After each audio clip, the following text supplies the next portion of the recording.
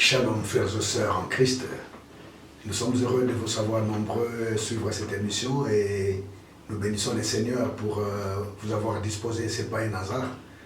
Nous sommes heureux de partager aujourd'hui quelque chose que nous croyons être important pour notre foi, pour réajuster certaines choses dans notre marche avec le Seigneur. Nous croyons qu'il est temps, nous sommes dans un temps où certaines choses doivent être redéfinies. Et aujourd'hui, je voudrais partager avec vous quelque chose que je tire, une réflexion que je tire d'un texte qui comprend deux histoires dans un seul récit. Je vous invite à lire avec moi dans Luc chapitre 8, à partir du verset 40e jusqu'au verset 50e. Luc 8, 40 à 50, il est écrit: à son retour, Jésus fut reçu par la foule, car tous l'attendaient. Et voici, il vint un homme nommé Jairus, qui était chef de la synagogue. Il se jeta à ses pieds et le supplia d'entrer dans sa maison, parce qu'il avait une fille unique d'environ 12 ans, qui se mourait. Pendant que Jésus y allait, il était pressé par la foule. Alors il y avait une femme atteinte d'une perte de sang depuis 12 ans, et qui avait dépensé tout son bien pour les médecins, sans qu'aucun ait pu la guérir. Elle s'approcha par derrière et toucha les bords du vêtement de Jésus. Au même instant, la perte de sang s'arrêta, et Jésus dit: qui m'a touché? Comme tous s'en défendaient, Pierre et ceux qui étaient avec lui dirent: Maître, la foule t'entoure et te presse, et tu dis qui m'a touché? Mais Jésus répondit: quelqu'un m'a touché, car j'ai connu qu'une force était sortie de moi. La femme, se voyant découverte, vint toute tremblante se jeter à ses pieds et déclara devant tout le peuple pourquoi elle l'avait touché et comment elle avait été guérie à l'instant. Jésus lui dit: ma fille, ta foi t'a sauvée, va en paix. Comme il parlait encore, survint de chez le chef de la synagogue quelqu'un disant: ta fille est morte, n'importune pas le maître. Mais Jésus, ayant entendu cela, dit au chef de la synagogue: ne crains pas, crois seulement, et elle sera sauvée. Voici cette merveilleuse parole sur laquelle je voudrais asseoir ma petite réflexion que je vais partager avec vous. Que le Seigneur nous bénisse de l'écouter. Et mon thème pour ce jour, je l'ai intitulé « Ève, remets l'arbre de la vie au milieu du jardin, afin que tu vives. » Ève, remets l'arbre de vie au milieu du jardin, afin que tu vives. Par Ève, j'entends l'Église. L'Église qui est l'épouse du Seigneur Jésus. Et le Seigneur Jésus, comme nous le savons, c'est le second, je vais même dire le dernier Adam pour éviter les confusions. Mais Ève, c'est aussi chacun de ceux qui constituent cette Église, quelle que soit leur position, que ce soit les prédicateurs que nous sommes ou les fidèles que vous pourrez être. Ève, remets l'arbre de la vie au milieu du jardin afin que tu vives, afin que tu sois guéri. Parler de la guérison sous-entend qu'il y a une situation de maladie, il y a la présence de la maladie. Oui, il y a bien des signes, frères et sœurs, qui montrent que notre Église en général, mais l'Église congolaise en particulier, où qu'elle se trouve, en Europe, en Asie, en Afrique, au Congo, notre Église est malade, quoiqu'elle paraisse vivante. Notre Église, un peu à l'image de cette femme dont je viens de lire l'histoire, qui paraissait vivante, qui marchait, qui était bien parée, mais qui derrière sa robe perdait tout son sang, et il n'y avait que elle qui pouvait le savoir. Ces récits, mes frères et sœurs, contient deux histoires imbriquées l'une dans l'autre, avec des éléments communs. Et il est question dans cette histoire de deux femmes. Premier élément commun. Deuxième élément commun, ces deux femmes sont malades. Troisième élément commun, ces deux femmes ont un rapport dans leur histoire avec le chiffre 12. Il y a une femme qui a 12 ans d'âge et l'autre qui a 12 ans de maladie. La différence est simplement que la femme adulte qui a 12 ans de maladie, c'est une femme responsable. On la voit se prendre en charge, chercher sa guérison près des médecins et aller jusqu'à Jésus. Il n'y a personne avec elle. C'est une femme responsable. La deuxième différence, c'est que cette femme-là, c'est une femme qui n'a pas de rapport avec la maison de prière. Et alors que cette jeune femme, elle est prise en charge, elle est sous tutelle, ce qui montre qu'elle n'est pas encore responsable. Il y a quelqu'un qui la prend en charge, c'est son père qui fait les démarches. Et la deuxième différence, pour cette jeune femme, il y a un rapport avec la maison de prière. Parce que c'est une femme, une jeune femme qui était fille d'un chef de synagogue. Le chef de synagogue était chargé à l'époque de la garde et de la sécurité du temple et de la synagogue, parce que les Romains ne voulaient pas trop se mettre dans les histoires, dans les affaires religieuses de Juifs, et donc ils avaient laissé aux Juifs d'assurer eux-mêmes la sécurité de leur lieu de prière. Et les deux femmes sont donc malades, et la grande femme donne l'impression d'être bien portante. Elle parlait, elle marchait, elle sautait, elle criait. Elle a même la force de se frayer un chemin au milieu d'une grande foule jusqu'à aller toucher les vêtements de Jésus. Ça montre qu'elle avait une certaine vigueur apparente. Mais comme j'ai dit, derrière toutes ces apparences, derrière sa belle robe, il y a le sang qui partait. C'était une maladie grave, perdre son sang. Le sang, c'est la vie. Le sang, c'est l'âme. La Bible dit l'âme de l'homme se trouve dans le sang. Et l'âme, c'est la personnalité de l'homme. L'âme, c'est l'individualité de l'homme. L'âme, c'est ce qui fait que l'homme soit, lui, différent des autres. Ce qui les distingue des autres. Mais la petite femme, elle est malade. De quelle maladie, la Bible ne précise pas, mais ce qu'on sait, c'est que cette femme, cette fille est tombée dans le coma, presque morte. On l'a déclarée morte. Mais seulement la différence de la grande femme, elle a tout son sang en elle. Elle n'a pas perdu son sang, mais elle est rentrée dans le coma. Jésus a été appelé au secours de cette jeune fille. Jésus marchait sur les chemins pour aller faire un travail pour cette jeune fille, la restaurer, la guérir, la sauver, la réveiller. Jésus n'avait pas de programme à ce moment-là avec la grande femme qu'avec la petite fille. Mais pendant qu'elle marche sur la route, dans son programme avec cette jeune fille, un incident arrive.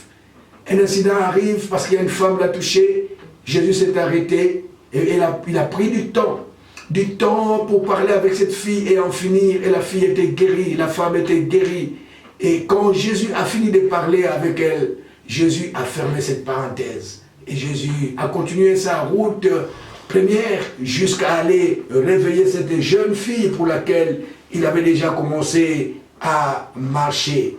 Je constate, mes frères et sœurs bien-aimés, que cette double histoire dépeint bien l'histoire des alliances, les deux alliances que Dieu a avec le monde, l'humanité. Deux alliances, la première avec Israël nation, la deuxième avec ce peuple nouveau qu'il a formé, qui s'appelle l'Église. Et vous remarquerez que dans les deux cas de ces deux alliances, les deux peuples sont symbolisés dans la Bible par l'image de femme. Israël, la femme de Dieu, et l'Église aussi est la femme de Jésus, la fiancée de Jésus.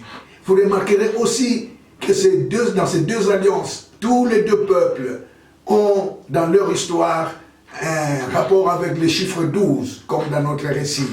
Israël est formé à partir des 12 patriarches et l'Église a été formée à partir des 12 apôtres. Par ailleurs, la Bible nous montre que avant la venue du Seigneur Jésus, Israël était sous une tutelle. C'était la loi qui l'a dirigé. Et dans ce cas-là, la Bible dit, c'est un enfant. Tant qu'un enfant est encore enfant, eh ben, il n'est pas différent d'esclave et il a besoin d'un tuteur, d'un pédagogue. Alors que quand il s'agit de l'Église, l'apôtre Paul dit dans Corinthiens, plutôt dans Galates, que nous avons reçu l'esprit de fils qui crie à ma Père. Quand on parle de fils, ça veut dire un enfant mature. Et l'on passait de l'étape d'enfant à l'état de fils par la décision du Père. Quand il voyait que le temps était accompli, il convoquait les gens du village dans les coutumes et les us et les coutumes juives et il célébrait ce moment où l'enfant était déclaré comme le fils pour que maintenant il soit responsabilisé et qu'il soit associé à certaines tâches et certains privilèges et certaines responsabilités du Père. Et la Bible dit ça par Paul dans Galates. Quand le temps a été accompli, il a envoyé son fils Jésus. Et par la venue de Jésus, après sa mort de la croix de Golgotha, eh bien, les nouveaux peuples, l'Église, ne sont plus comme des enfants, mais ils sont comme des fils. Ça veut dire des gens qui ont la responsabilité. C'est comme ça si Israël a marché sous la loi, qui était son guide, tout carré, tout était réglementé, presque au détail près. Avec l'Église, l'Église marche sous le régime de la grâce. La grâce n'est pas autre chose que la loi de la responsabilité. C'est comme ça parfois que ça donne l'impression d'une certaine liberté qu'on a, mais en fait c'est une liberté des responsabilités. C'est ça la grâce. Et d'autre part, une grande partie de la prophétie de la Bible est en rapport plutôt avec Israël. C'est-à-dire qu'avant la croix, Dieu avait un programme avec Israël d'abord. Je ne dis pas seulement, je dis d'abord. Comme le Seigneur Jésus, dans cette histoire que nous venons de lire, n'avait au départ qu'un programme pour cette jeune fille-là pour laquelle il partait. Dieu est venu pour Israël. C'est comme ça qu'un jour, par exemple, quand le Seigneur Jésus a envoyé ses disciples 2 à 2, aller prêcher ça et là où ils devaient aller, il leur a dit, n'allez pas chez les Samaritains, parce que je n'ai été envoyé que pour les fils perdus d'Israël. Mais vous remarquerez qu'après la résurrection, après l'œuvre de la croix, le Seigneur les enverra cette fois-là, jusqu'aux extrémités de la terre. Donc, au départ, il vient pour Israël. Mais pendant qu'il vient pour Israël, il y a un incident qui se passe. Cet incident, nous le connaissons. Israël a rejeté son Messie. Et alors s'ouvre une parenthèse. Cette parenthèse, c'est la période de la grâce. C'est l'ère de l'Église. C'est le temps où nous sommes. Où Dieu est en train de traiter maintenant avec ce nouveau peuple qui est l'Église, composé des Juifs et des non-Juifs. Mais c'est une parenthèse qui ne durera pas tout le temps. Une parenthèse qui va se fermer. Et qui va se fermer d'ailleurs très bientôt. Tous les signes montrent que les temps de la fin, tels que le Seigneur et toute la prophétie les ont annoncés, sont déjà vraiment en marche. Et quand cette parenthèse va se fermer, Dieu continuera sa première route pour aller traiter avec Israël, Israël qu'il va réveiller de son coma spirituel, parce qu'Israël se trouve dans un coma spirituel par rapport au salut, du fait qu'ils ont rejeté le Messie Jésus, qu'ils n'ont pas reconnu. Ils sont plongés par rapport au salut, dis-je, dans une sorte de mort, mais pas une mort totale, une mort, un coma. Ils attendent d'être réveillés. Donc vous voyez que ce tableau que nous présente, cette histoire, ces 2 histoires dans ce récit de Luc 8, correspond fort bien à ce tableau des alliances de Dieu avec Israël et avec l'Église. De tout ce que je viens de dire, mes frères et sœurs, et par rapport à ces tableaux de notre histoire de Luc 8, nous pouvons en déduire certaines choses. Premièrement, que Israël pourrait être comparé à cette jeune femme qui est prise en charge et qui a une maladie, mais une maladie qui l'amène seulement dans un coma sans perte de sang. Parce qu'en effet, Israël, quoique par rapport au salut, n'est pas sauvé, je parle d'Israël nation, n'est pas sauvé pour avoir rejeté le Messie, mais Israël reste et garde bien toutes ces choses qui font son identité, sa particularité, notamment ses traditions, ses préceptes, ses coutumes, sa loi et même parfois son culte. Alors que la grande femme pourrait bien être identifiée, comparée à l'Église. L'Église qui donne l'impression d'être en bonne santé aujourd'hui. Cette Église qui marche. On n'a qu'à voir le nombre de prédicateurs et de missionnaires qui sillonnent le monde, même parmi nous, les Congolais. Cette Église qui chante, qui crie, qui saute et qui danse, donnant l'impression d'être hyper vivante. On n'a qu'à voir les cultes des églises dites de réveil ou pentecôtistes ou charismatiques. On n'a qu'à voir le gospel qui s'y passe, à voir les chants, les louanges et les danses qui s'y passent. Toutes ces choses sont bonnes. Malheureusement, on peut remarquer, sauf si on se voile la face, que cette église, derrière toutes ces apparences-là, est en train de perdre de plus en plus son identité personnelle, sa particularité, ce qui fait d'elle autre que les autres spiritualités en présence. Parce qu'on y trouve aujourd'hui de plus en plus des éléments, des enseignements et des pratiques parfois qui s'identifient à d'autres spiritualités et que l'on ne retrouvait pas dans les églises primitives, que ce soit celle de Jérusalem ou les églises pauliniennes. Les comportements d'aujourd'hui des enfants de Dieu et parfois des prédicateurs que nous sommes semblent nous donnent à poser des questions. L'Église n'a plus son identité personnelle. L'Église ne se distingue plus. L'Église est en train de perdre son sang. L'Église est en train de perdre sa vie. L'Église est en train de perdre ce qui faisait l'essentiel de ce qu'elle est dans sa personnalité. Et d'autre part, quand on regarde même les gens qui fréquentent nos églises, la plupart, c'est des gens qui n'ont aucune profondeur, ni par rapport à la foi qu'ils professent, ni par rapport à la doctrine qu'ils ont acceptée. Aucune profondeur. On en dirait ce que les autres disent de nos églises, que les églises africaines, les églises congolaises, paraissent comme des fleuves longs et larges, mais dont la profondeur n'est que d'1 centimètre. C'est des églises de chrétiens, de fidèles, qui en général sont dans l'effervescence, qui en général ont une foi émotionnelle. C'est pourquoi on est parfois facilement emporté par tout vent de doctrine. On change facilement d'église pour X, pour Y, pour des choses non essentielles, parce qu'on est plus dans l'effervescence, sans aucune vraie profondeur. L'église est malade, l'église perd son sang. Mais pourquoi? Et pourquoi tout ça est arrivé? Quelle est la cause? Eh bien, mes frères et sœurs, lorsqu'on regarde les Écritures, on peut voir que la première fois que l'homme avait perdu sa personnalité et son identité dans sa relation existentielle avec Dieu, c'était déjà en Éden. Je vous invite à lire le livre de Genèse, surtout le chapitre 3e.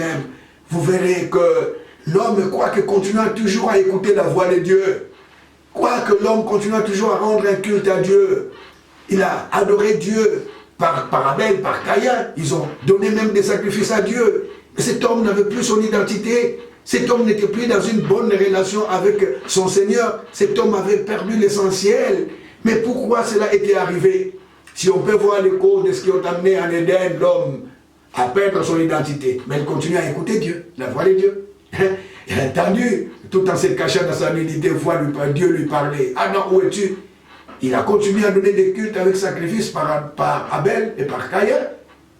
La cause principale qui a fait que, malgré cela, l'homme ne soit plus dans sa vraie identité, si nous pouvons la comprendre, nous comprendrons aussi la cause qui fait que l'Église soit en train de perdre aujourd'hui son identité, tout en continuant à écouter Dieu, à parler de Dieu, à donner des adorations, des services et des sacrifices au Seigneur. En réalité, qu'est-ce qui s'est passé en Éden? Eh bien, en Éden, mes frères et sœurs, tout est parti d'un débat, un débat d'interprétation. Le diable vient chez Ève et le diable lui dit, Dieu a-t-il réellement dit que vous ne mangerez pas de tous les arbres du jardin? Jusqu'à de nos jours, c'est ça le vrai problème. C'est ça la même question qui se pose. La vraie question est, qu'est-ce que Dieu a voulu vraiment dire dans ce qu'il a dit? Nous nous posons cette question. Et il faut noter que cette question, mes frères et sœurs, a tourné, écoutez-moi bien, cette question a tourné autour de ce qui était essentiel pour l'existence de l'homme dans sa relation avec Dieu. Dieu avait dit, vous ne mangerez pas, sinon vous mourrez. Tout était basé là. Et la question a touché la chose essentielle de l'existence de l'homme dans sa relation avec Dieu. Dieu a-t-il réellement dit, vous ne mangerez pas de tous les arbres du jardin? Et la réponse d'Ève révèle deux résultats que cette insinuation du diable par sa question ont produit. Les premiers résultats, c'est que vous verrez dans les récits de la création que lorsque la création se faisait, la Bible nous présente les créateurs sous une identité, sous une appellation. Dieu, Elohim. Dieu dit, créons, Dieu dit que je suis soi. Mais dès que l'homme est apparu, la Bible change de langage. Ce n'est plus Dieu, mais maintenant c'est l'éternel Dieu, Elohim Yahweh. Ça dit que depuis l'apparition de l'homme, déjà depuis l'intention que Dieu a eu de créer l'homme à son image, Dieu rentre dans une relation spéciale avec cette créature spéciale qui est l'homme, une relation qui n'est pas générale avec tout le reste de la création. Dieu rentre dans une relation spéciale qui ne s'appelle autrement que l'alliance. Et d'ailleurs, la suite de la révélation biblique nous montrera que les noms de Yahweh étaient noms essentiellement d'alliance. Donc, notez que l'homme se trouve dans une alliance, dans une relation particulière, différente de celle que Dieu a avec le reste de sa création. Mais quand le diable vient, il dit, Dieu a-t-il réellement dit? Il utilise la première appellation qui lie Dieu au reste de la création. Et Ève, dans sa réponse, certainement emportée par le trouble de cette question, va aussi utiliser la même appellation. Au lieu de répondre en utilisant l'appellation qui fait sa relation spéciale, son alliance avec Dieu, elle est entraînée dans cette appellation que le diable utilise. Elle dit, non, Dieu n'a pas dit que nous ne mangerons pas du tout. Elle ne dit pas Elohim Yahweh. Ça veut dire quoi en fait, que je tire comme leçon? Ça veut dire que Ève, emportée, est sortie de son alliance particulière, de son alliance spéciale. Ève est sortie. Plusieurs d'entre nous aujourd'hui, malheureusement aussi, sortent de leur alliance personnelle, sortent de leur intimité avec Dieu par imitation des autres, parce qu'ils se disent, ah mais si lui, il fait ça et que Dieu continue à lui parler, à l'utiliser, c'est que. Et beaucoup se compromettent malheureusement. Notre Église souffre beaucoup de ça. Notre Église est en train de souffrir des limitations. Elle sort de son alliance, de son identité, parce qu'on fait copier. On copie les églises américaines. On copie même les histoires qui sont culturelles. On copie tout ce qu'on peut voir. Parfois, on copie même Israël, jusqu'au point où, parfois, dans nos églises aujourd'hui, on se retrouve comme dans les sacerdoces, non plus des Melchisédek, mais dans les sacerdoces selon Lévi, le copiage. Deuxième résultat qui est arrivé à cause de cette insinuation, c'est que Ève va dire en répondant, Dieu nous a dit de manger de tous les arbres.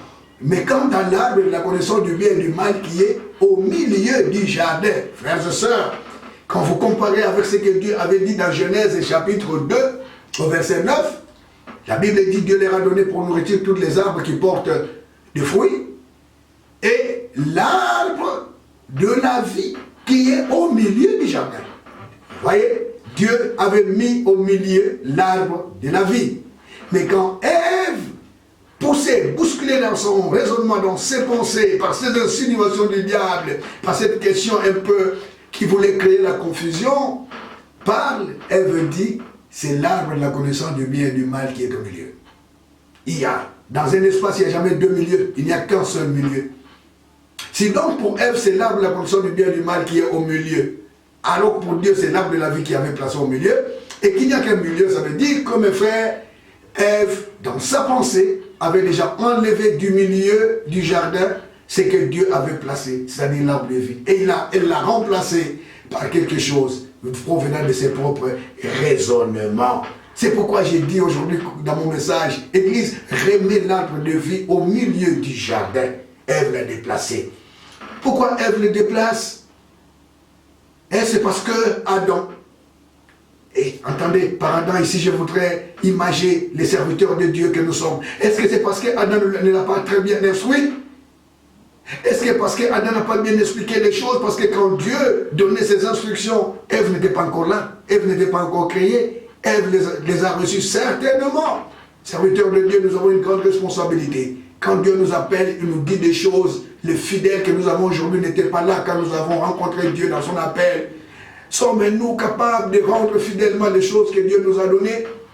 L'Église d'aujourd'hui pourrait bien être dans ce qu'elle est devenue, la moisson des semailles que nous, serviteurs de Dieu, avons déposées. Et dans l'histoire de notre Église, c'est depuis les années 98, les années 2000, que nous avons déposé une semaille qui donne la moisson d'aujourd'hui. Nous avons déplacé du milieu ce qui est que Dieu avait placé au milieu par nos enseignements et parfois par notre manière d'être et de vivre. Nous avons mis les accessoires à la place du principal. Et le principal, nous l'avons mis à côté. Qu'est-ce qui est central? Qu'est-ce qui est central par rapport à la foi chrétienne que nous aurions déplacée? Frères et sœurs, tous les Nouveaux Testaments montrent que la chose essentielle dans la foi chrétienne, dans notre relation nous racheter avec Dieu en Jésus, la chose essentielle, c'est la croix. Tenez, les premiers chrétiens, lors de la persécution, notamment de Néron, ils ont cherché un signe, un symbole d'identification, mais aussi de reconnaissance entre eux. Ils ont pensé à beaucoup de choses. Ils ont pris les poissons, ils ont pensé au pain et bien d'autres choses que je ne développe pas aujourd'hui, mais ils n'ont jamais retenu toutes ces choses-là. Parce qu'ils voulaient un symbole d'identification, de reconnaissance qui puisse exprimer leur vraie foi et leur identité. Et vous savez ce qu'ils ont retenu? Ils ont retenu la croix comme le symbole de leur identité. La croix. Pourquoi la croix? Alors que la croix porte en elle-même l'image de l'opprobre. Devant les Juifs, maudit est celui qui est mort à la croix. La croix est image d'opprobre. Devant les Juifs, la croix, un homme qui est mort à la croix, c'est une impureté. La croix est une humiliation, ça rabaisse. Les Grecs et les Romains ne pouvaient même pas imaginer que la croix soit un supplice qu'on puisse penser, les fils que pensaient infliger au leur. La croix de l'humiliation. Mais pourquoi retiennent-ils cette croix comme symbole? Ça veut donc dire que ils ont trouvé dans la croix quelque chose de principal par rapport à leur foi. Et s'ils ont retenu la croix comme symbole, c'est parce que les apôtres ont mis la croix au centre de la foi. Par exemple, Paul, combien de fois n'a-t-il pas parlé de la croix? Il dit dans les Corinthiens, les uns cherchent des miracles, les autres cherchent la sagesse. Mais nous prêchons Jésus-Christ est crucifié. Il dit dans Galates, je ne cherche pas autre chose, je me glorifie que de la croix de Jésus. Si les apôtres ont mis la croix au centre, c'est parce que Jésus-Christ lui-même dans sa pensée l'avait mise au centre. Combien de fois tout en guérissant, en s'attirant de foule, en se faisant une renommée à cause de ce miracle, ne rappelait-il pas qu'il était venu pour quelque chose d'essentiel, c'est souffrir. À Jérusalem, il faisait allusion à la croix. Dans la pensée du Seigneur, la croix était centrale. C'est comme si tous les miracles, toutes les foules que les miracles attiraient et toute la renommée que ça lui donnait, c'était pour les conduire au pied de la croix. Et vous savez, c'est là qu'il a fini ses jours. Il était venu dans ce monde pour quelque chose. Et le jour où il a atteint la chose pour laquelle il était venu dans le monde, c'est le jour qu'il quittait le monde. La chose essentielle et principale de notre foi, c'est la croix. C'est ça l'arbre de vie que nous devons replacer au milieu du jardin. Pour l'avoir déplacé, l'Église est malade aujourd'hui. Remettons la croix à sa vraie place. Que Dieu vous bénisse et la prochaine fois, nous parlerons de cette croix, de ce que ça signifie.